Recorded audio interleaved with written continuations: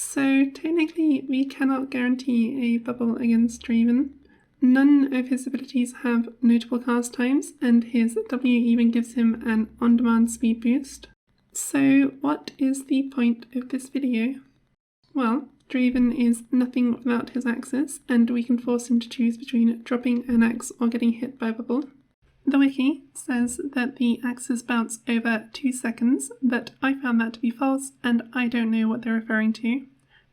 The bounce duration seems to be fixed. The bounces that land further away take the same amount of time after the axe hits the target as bounces at point blank range. As ever, this is only an estimate based on counting frames in my footage, so it's not going to be perfect.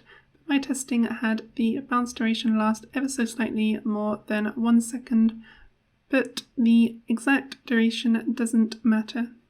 What matters is that when we see the axe begin bouncing off of a target, when we account for ping and human reaction time, we throw a bubble directly at the landing area of the axe, but then he cannot catch it without being hit by a bubble. This is very potent in lane since it denies him passive stacks, and if you force him to drop axes then he is far less intimidating in fights, and this is especially annoying for him if he is trying to go all in. It is of course for you to judge when to use bubble in this manner.